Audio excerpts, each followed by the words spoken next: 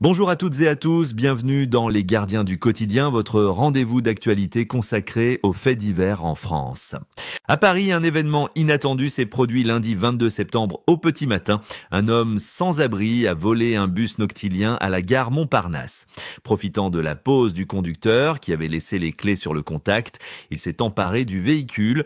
Pendant près de 30 minutes, il a circulé sur le périphérique parisien jusqu'à la porte de Bagnolet où la police a pu l'intercepter grâce au système de géolocalisation.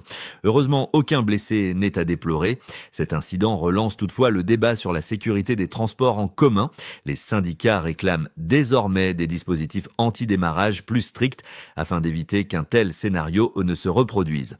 Après ce vol rocambolesque, direction Creil où c'est un drame humain qui a été évité de justesse. Dans la nuit du 20 au 21 septembre, une prostituée colombienne de 29 ans a été poignardée en plein centre-ville de Creil par un ressortissant afghan de 27 ans.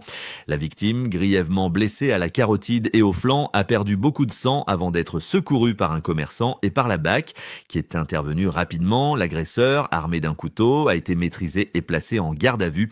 Grâce à la réactivité des secours, le pronostic vital de la victime n'est plus engagé, mais cet épisode met en lumière deux phénomènes inquiétants: la recrudescence de la prostitution dans le centre-ville et la violence de certaines agressions. De la rue de Creil, passons maintenant au beau quartier de Neuilly-sur-Seine où un braquage a marqué les esprits. Samedi 20 septembre, en plein après-midi, 4 individus cagoulés et vêtus de gilets jaunes ont braqué une boutique SFR à Neuilly-sur-Seine. Armés d'un pistolet, ils ont menacé la vendeuse et se sont emparés d'une quinzaine de téléphones portables avant de prendre la fuite à bord d'un véhicule volé. Mais leur cavale n'aura pas duré. Repérés sur l'A86, ils ont été interceptés dans les embouteillages à Choisy-le-Roi. À bord, les policiers ont retrouvé l'arme et le butin. Les 4 braqueurs ont été placés en garde à vue et une enquête a été ouverte. Enfin, direction Reims, où un rodéo urbain a dégénéré en affrontement avec la police.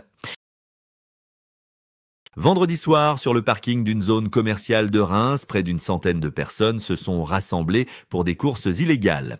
Quand les forces de l'ordre sont intervenues pour sécuriser la zone, elles ont été la cible de jets de pierres. Une voiture de police a été endommagée et face à la violence du groupe, les agents ont dû se replier.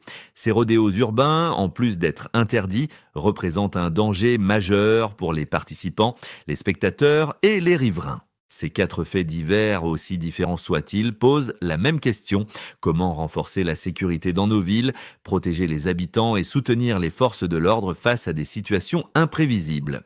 Merci à tous de nous avoir suivis. On se retrouve demain pour de nouvelles actualités. D'ici là, restez vigilants et surtout, n'hésitez pas à partager vos expériences ou vos conseils en commentaire.